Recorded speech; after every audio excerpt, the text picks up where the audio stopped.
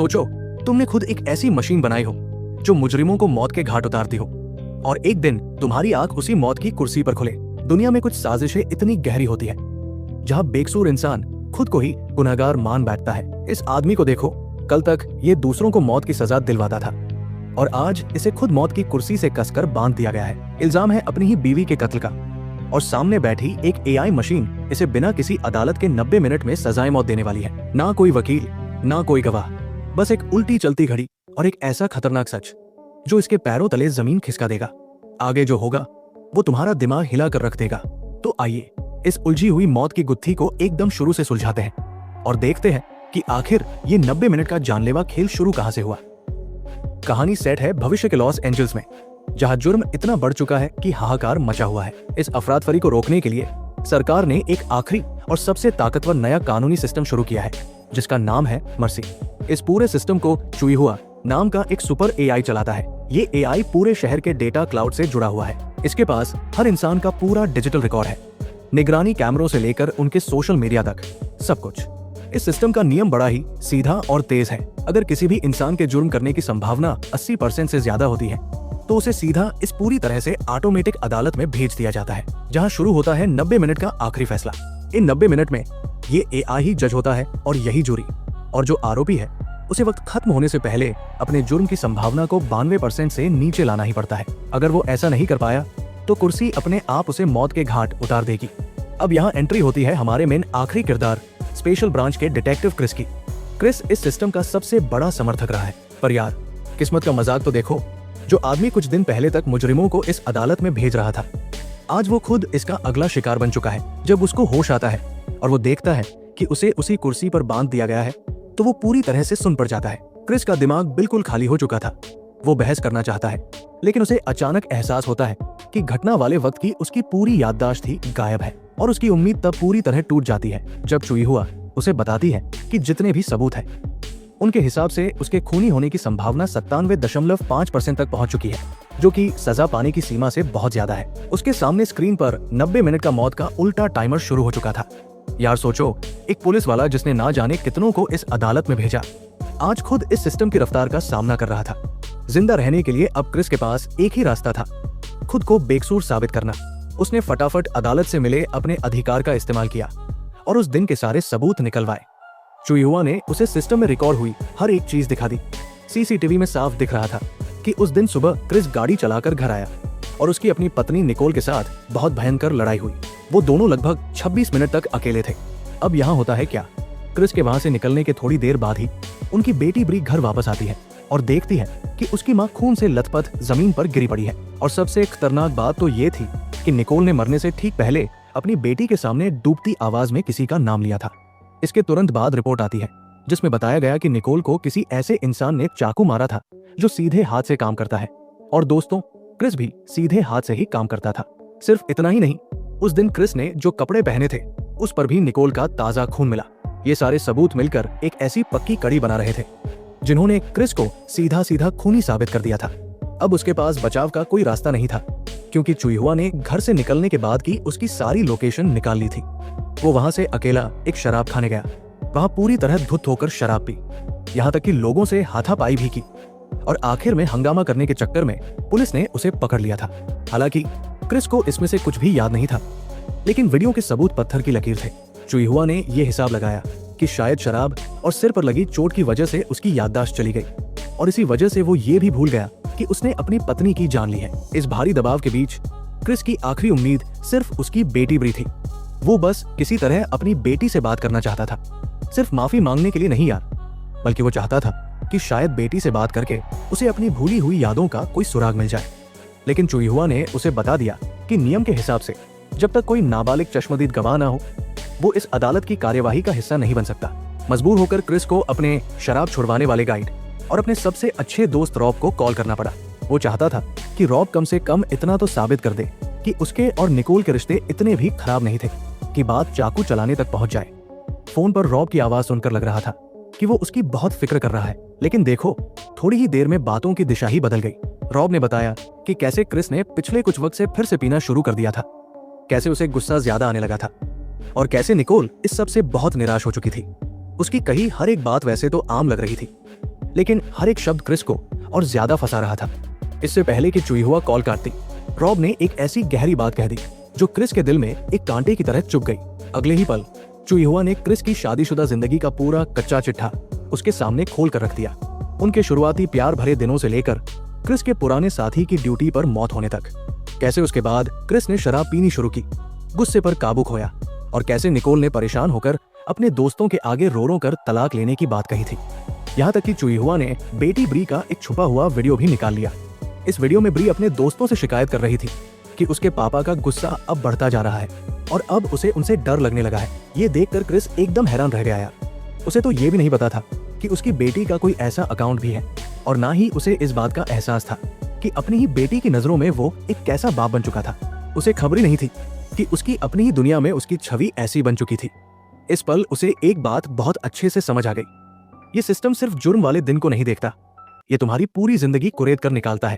तुम्हारे झगड़े, तुम्हारा गुस्सा, गुस्से में आकर कही गई तुम्हारी बातें। और क्रिस बेचारा सिर्फ स्क्रीन घूर रहा था, अपनी ही जिंदगी को एक अलग और डरावने रूप में बनते हुए देख रहा था।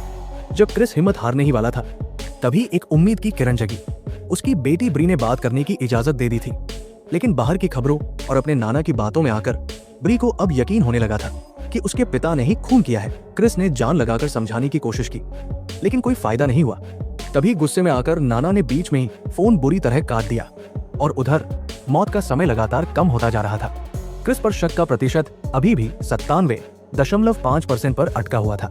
उसे समझ आ गया था कि अगर उसने कोई नया सुराग नहीं ढूंढा तो आज उसका मरना तय है। उसने अपने आप को जबरदस्ती शांत किया और अब अपनी आखिरी उम्मीद अपने पुलिस वाले साथी जैक पर लगा दी। उसने चुईहुआ से जैक को जोड़ने को कहा और गुजारिश की कि वो एक पुलिस वाले की तरह दोबारा से मौकाए वारदात की जांच करे। जैक ने मदद करने की हामी तो भर ली, लेकिन उसका रवैया थोड़ा अजीब था। उसने साफ कह दिया था कि वो सिर्फ सबूतों पर भरोसा करेगा, भले ही वो सबूत क्रिस के खिलाफ क्यों ना हो। जैक के बॉडी कैमरे के जरिए क्रिस एक बार फिर अपने ही घर का वो खौफनाक मंजर देख रहा था। हर एक छोटी चीज उसके दिल पर छुरी चला रही थी। बेटी के जूते के निशान, टूटा हुआ फूलदान और रसोई में बिखरा हुआ वो डरावना खून, सब कुछ बिल्कुल वैसा ही था जैसा चुईहुआ ने बताया था। जैक का फैसला भी एआई जैसा ही था कि ये पति पत्नी के बीच की लड़ाई का अंजाम है, और सारे सबूत क्रिस को ही गुनहगार बता रहे थे। तभी क्रिस को अचानक याद आता है कि झगड़े वाली रात उसने निकोल को लगातार किसी को मैसेज करते हुए देखा था।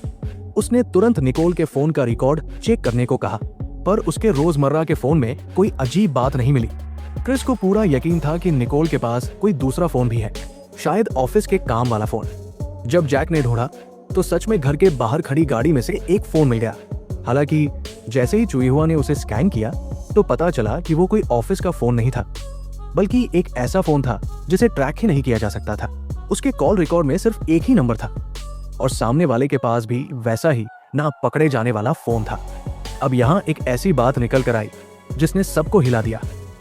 शायद निकोल का किसी के साथ चक्कर चल रहा था। ये सही मायने में एक बिल्कुल नया सुराग था। उसने तुरंत चुईहुआ को उस दूसरे फोन की जगह ढूंढने को कहा। चुईहुआ ने अपनी तकनीक से उस दूसरे फोन को जगाया और पता लगा लिया कि वो हॉलीवुड के एक खतरनाक लाल इलाके में है। समय बहुत कम था। जैक तुरंत अपनी उड़ने वाली गाड़ी लेकर पूरी रफ्तार से उस जगह निकल पड़ा।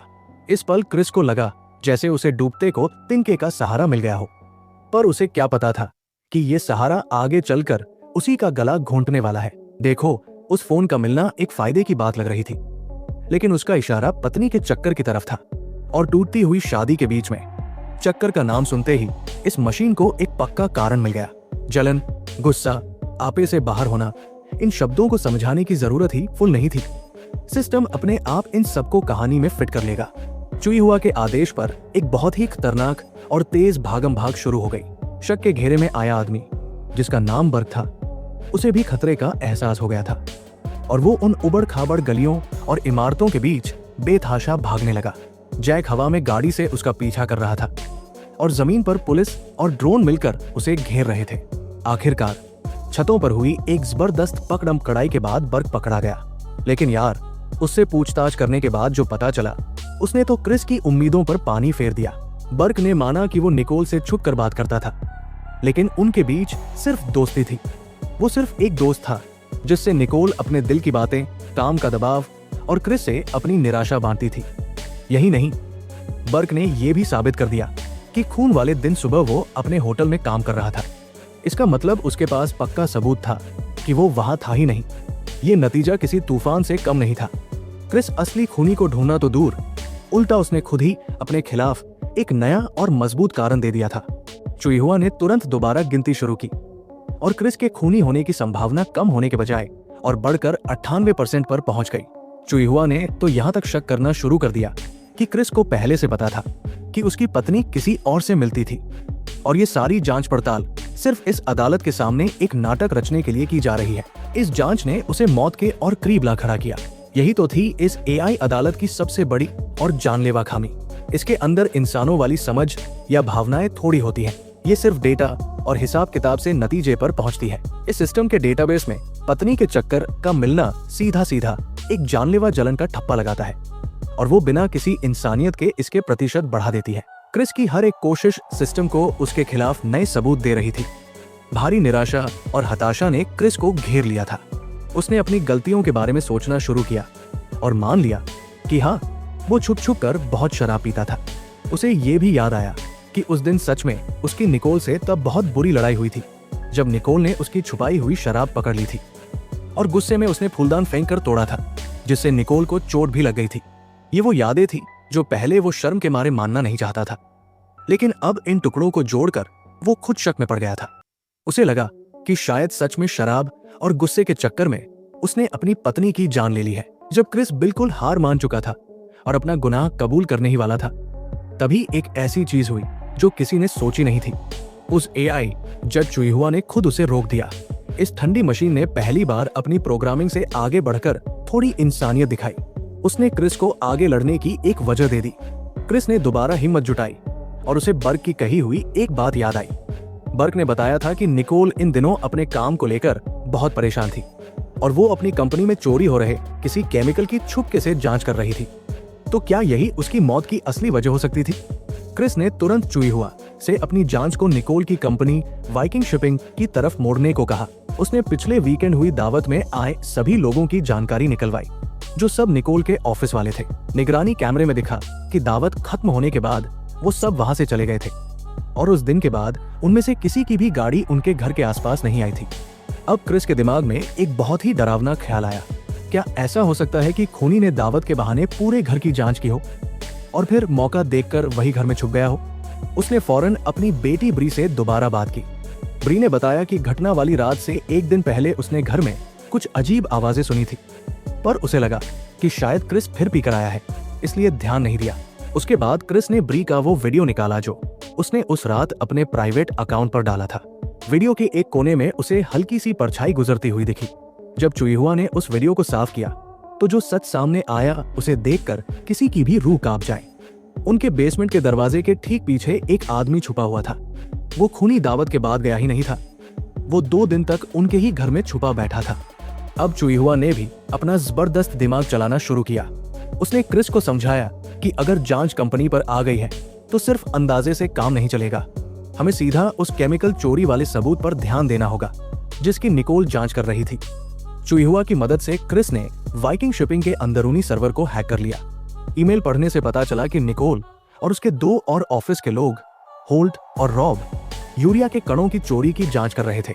ये केमिकल न सिर्फ फैक्ट्री में काम आता है, बल्कि खतरनाक नशा बनाने में भी बहुत जरूरी होता है।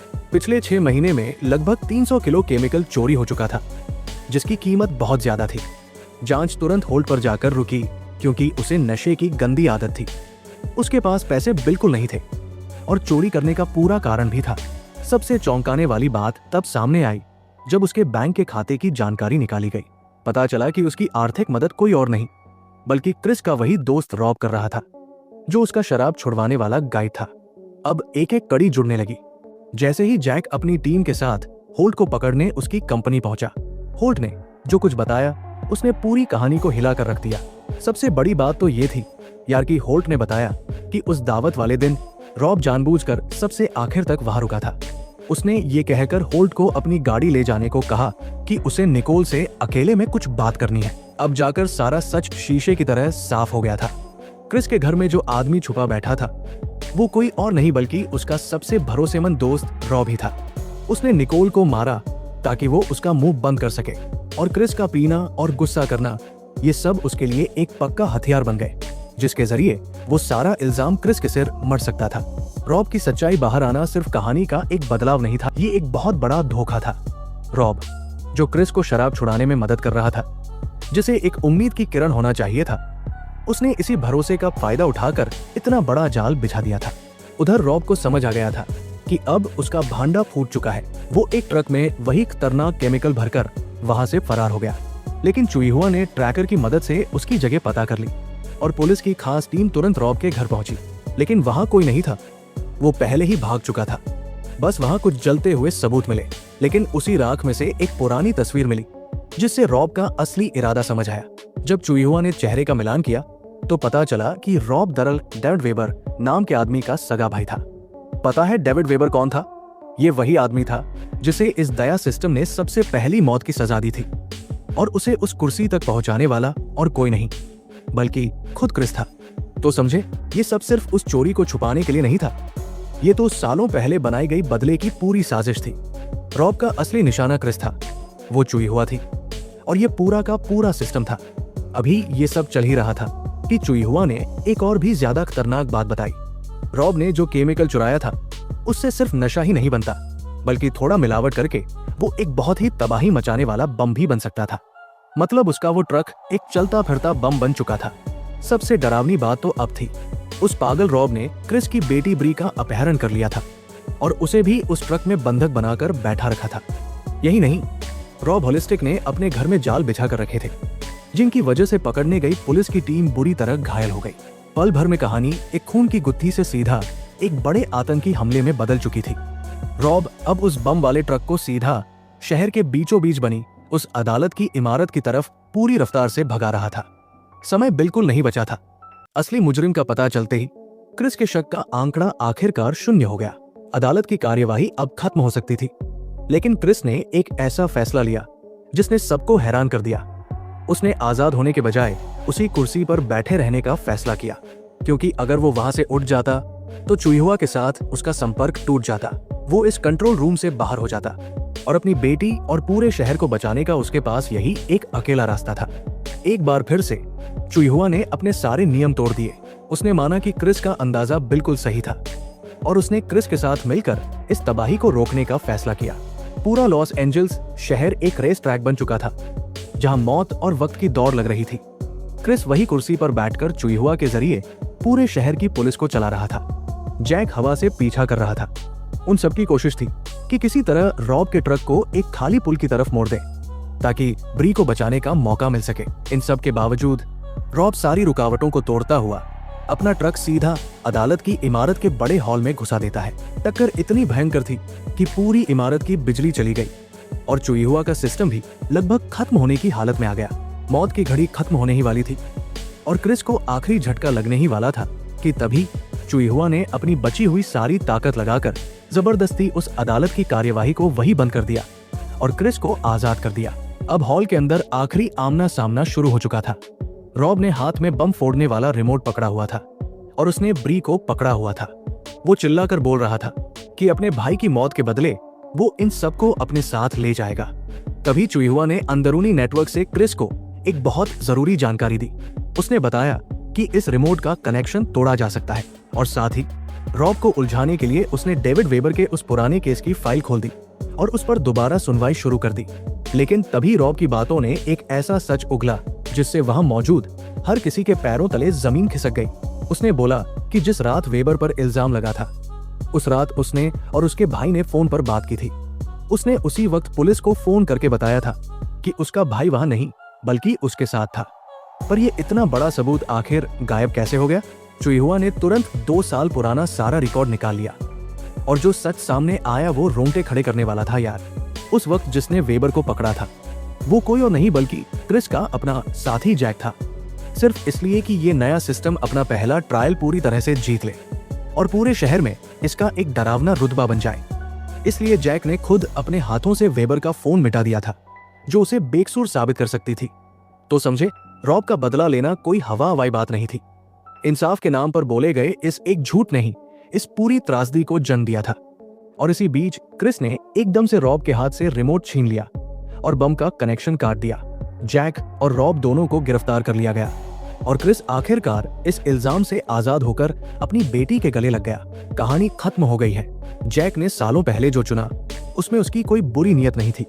उसे लगता था कि अगर एक बार ये सिस्टम खड़ा हो गया तो आने वाला कल बेहतर होगा, पर इस चक्कर में उसने एक बेकसूर इंसान की जान ले ली। क्रिस के वो 90 मिनट सिर्फ उसके बेकसूर साबित होने की कहानी नहीं थे, बल्कि उन्होंने क्रिस को एक ऐसी सच्चाई के सामने लाकर खड़ा कर दिया जिसका सामना करना सबसे मुश्किल था।